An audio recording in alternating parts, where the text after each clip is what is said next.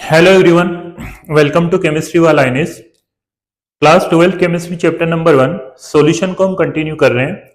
4 video हमने upload कर दिए हैं जिसमें introduction, mole concept, number of mole कैसे निकालते हैं, कैसे फाइंड आउट करते हैं, वो अगर आपने नहीं देखे तो वो आप देख सकते हैं। आज का हमारा जो टॉपिक है कंसंट्रेशन टर्म्स। अब कंसंट्रेशन टर्म्स में मास परसेंटेज से लेकर पीपीएम तक की कंसंट्रेशन हम पढ़ेंगे, मोलैरिटी मोलैलिटी सारी है उसकी आ जाएगी आप में, लेकिन इसका हर एक कंसंट्रेशन टर्म्स का एक इंडिविजुअल वीडियो बनेगा, प्लस उसमें उसके न्यूमेरिकल्स भी करवाए जाएंगे। तो सबसे पहले डेफिनेशन देखते हैं मास परसेंटेज की। मास परसेंटेज की जब भी बात की जाती है बच्चों, तो वहां पे आपको ध्यान रखना है कि मास परसेंटेज में सोल्यूट और सोलवेंट जो है दोनों ग्राम में दिया जाता है। इट मींस उसकी वैल्यू जो होगी वो ग्राम में दी जाएगी।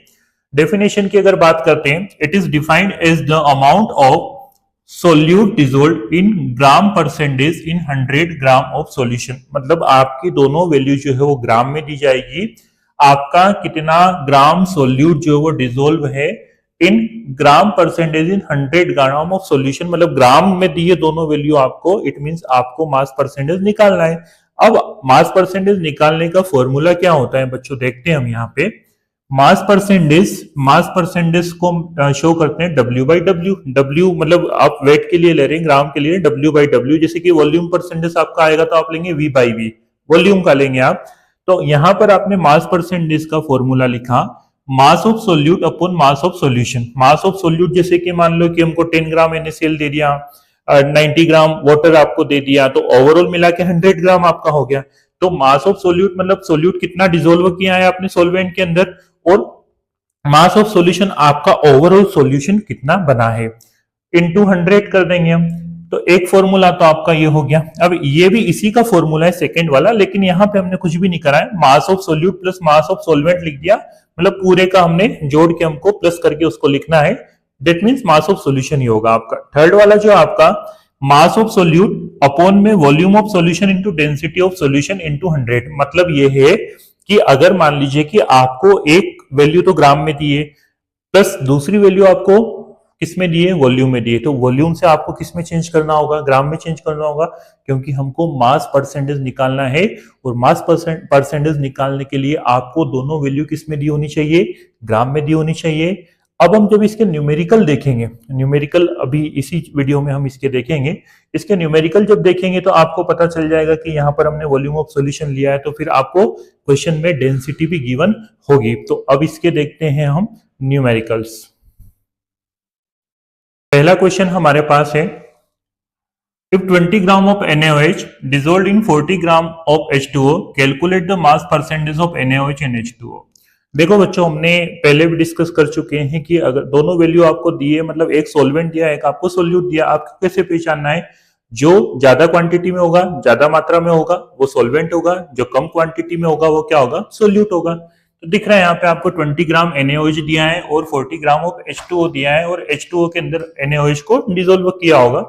अब हम देखते हैं हमारे पास गिवन क्या क्या है। सोल्व जब इसको करते हैं तो आपको इसका निकालना है मास परसेंटेज। अब क्वेश्चन में दोनों का पूछा है, NaOH का भी पूछा है, H2O का भी पूछा है। कभी कभी क्वेश्चन एक का ही पूछता है कि H2O का निकाल दो, NaOH का निकाल दो, बट हमको क्वेश्चन में दोनों का पूछा है कि NaOH का और H2O का मास परसेंटेज आपको निकालना है। तो आइए देखते हैं कैसे निकालते हैं।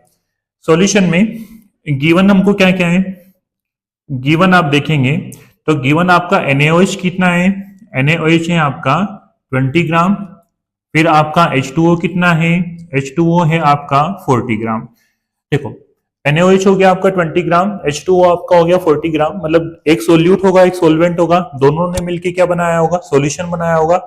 इट मींस आपका अगर सॉल्यूशन का लिया जाएगा रेशियो जो है, सॉल्यूशन की जो वैल्यू ली जाएगी वो कितनी ली जाएगी, 60 ली जाएगी। अब हम देखते हैं हमारा फॉर्मूला क्या है। हमारा फॉर्मूला है बच्चों W बाई डब्ल्यू, मतलब मास परसेंटेज, पूरा नहीं लिखेंगे हम यहाँ पे, मास of solute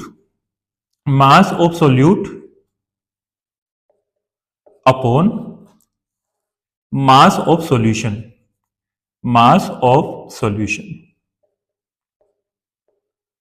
into 100।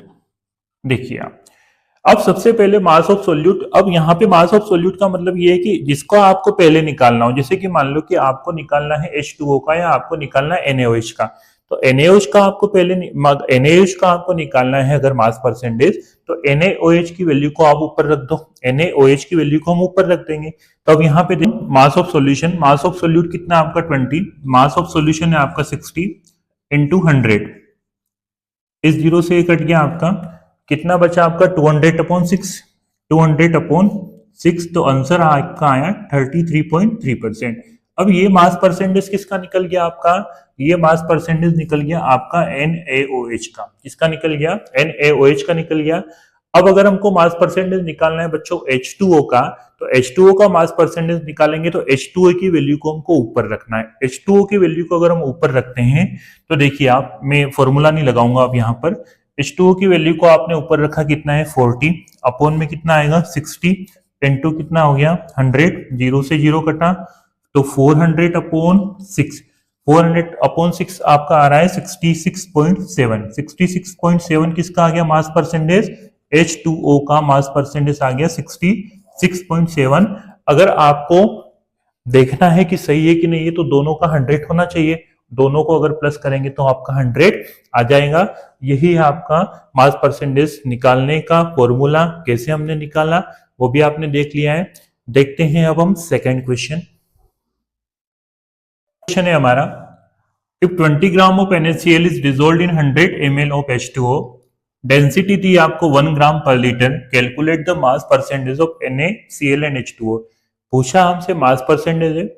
Mass percentage जब भी पूछा जाए तो मैंने आपको पहले भी बताया है कि मास परसेंटेज जब भी पूछा जाए तो दोनों वैल्यू आपकी ग्राम में होनी चाहिए, बट हमारे पास यहाँ पर एक वैल्यू जो है वो H2O की वो ml में दी है, वॉल्यूम में दी है। अब वॉल्यूम में अगर दिए तो उसकी डेंसिटी आपको दी रहेगी। फॉर्मूले में हमने 3 फॉर्मूले देखे थे, पहला फॉर्मूला अभी हमने यूज किया, सेकंड वाला फॉर्मूला अब हम यूज करेंगे। सबसे पहले गिवन क्या क्या है आपके पास, सॉल्यूशन जब हम करेंगे तो हमारे पास गिवन क्या क्या है। गिवन आपके पास है NaCl, NaCl है आपका 20 ग्राम, 20 ग्राम। उसके बाद में H2O है आपका कितना, H2O है आपका 100 ml, और H2O की डेंसिटी कितनी है आपकी, डेंसिटी है आपकी 1 gram per litre, 1 gram per litre आपकी डेंसिटी दी गई है।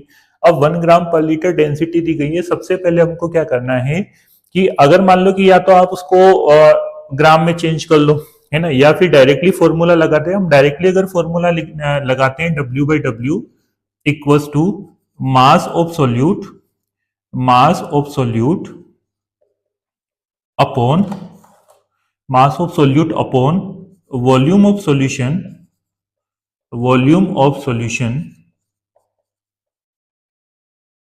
Into density, density into density of solution. Density of solution हम यहां पर रखेंगे, तो डेंसिटी ऑफ सॉल्यूशन हमने रखा। देखो आप, मास ऑफ सोल्यूट क्या है आपका बच्चों, मास ऑफ सोल्यूट आपका है 20, तो हमने रख दिया 20, अपॉन में वॉल्यूम ऑफ सॉल्यूशन कितना है, वॉल्यूम ऑफ सॉल्यूशन हम पूरे की बात करेंगे तो 100 तो हमारे पास ये हो गया और 20 ये हो गया, तो कितना हो गया 120 हो गया। तो 120 हमने यहाँ पर लिख दिया, 100/120। अब डेंसिटी कितनी है आपकी 1 है, 1 इंटू आपने लगा दिया 100, तो इंटू हमने यहाँ पर 100 लगा दिया। तो अब यहाँ पर आप देखेंगे कि ये 120 इंटू 120 ही रहेगा आपका, 1 से इंटू करेंगे तो कोई फर्क नहीं पड़ना है। अब यहाँ से आप देखते हैं कि ये 0 से 0 कट हो गया, फिर 200/12 कितना आया आपका, 200/12 आपका आया, तो ये हो जाएगा आपका 16.6%। तो ये हो गया आपका NaCl का परसेंटेज। किसका हो गया, NaCl का परसेंटेज हो गया, मास परसेंटेज। अब अगर हम देखते हैं H2O का निकाल, H2O का मास परसेंटेज अगर निकालना है तो कैसे निकालेंगे, रखा हमने ऊपर 100 H2O की जगह पे, अपॉन में 120, मतलब वही आपने जो डेंसिटी यहाँ पे रख दिया था पूरा आपने निकाल लिया था ग्राम में, तो आपने 120 डायरेक्ट रख दिया, अपॉन में आपका 100, ये 1 से 1 कटा आपका 1000/12 आया आपका। 1000/12 को आप डिवाइड करोगे तो कितना आएगा आपका 83.3। तो ये 83.3% किसका आया आपका, H2O का आया। दोनों को आप प्लस करेंगे तो हमेशा जरूरी नहीं है कि 100 ही आएगा, 99.9 भी आएगा तो भी आपका सही है। तो ये हो गया आपका सेकेंड क्वेश्चन। नेक्स्ट क्वेश्चन और देखते हैं हम। क्वेश्चन है हमारे पास, question number 3, 10 gram of ethanol dissolved in 40 gram of water, मतलब H2O, calculate the mass percentage of ethanol in water. Ethanol मतलब आपका C2H5OH। गिवन है हमारे पास, सॉल्यूशन हम करते हैं। गिवन क्या क्या है हमारे पास? गिवन हमारे पास है इथेनॉल, गिवन है हमारे पास इथेनॉल। इथेनॉल आपको दिया है 10 ग्राम। सोल्यूट हो गया आपका। वाटर कितना है आपके पास? H2O या वाटर, तो वाटर है आपके पास 40 ग्राम। ये आपका हो गया सॉल्वेंट। सोल्यूट और सॉल्वेंट हो गया, मतलब ओवरऑल कितना आएगा आपका? 50 आएगा। अब हम देखते हैं मास परसेंट, इसका फॉर्मूला लगा के W/W। तो mass of solute, mass of solute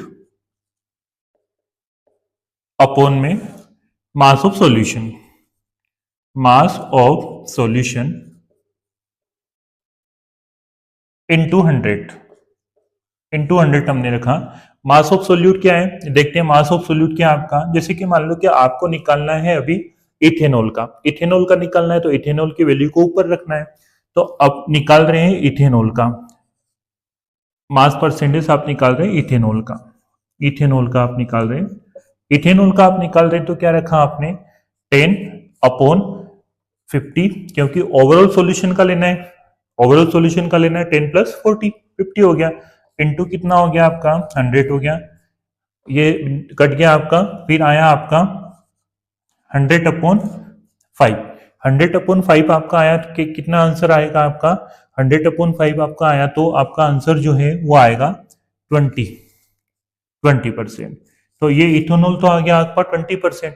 उसके बाद में हम देखेंगे, उसके बाद में हम देखेंगे कि आपका वाटर जो है, तो वाटर का अगर निकालना है तो वाटर की वैल्यू को ऊपर रखेंगे।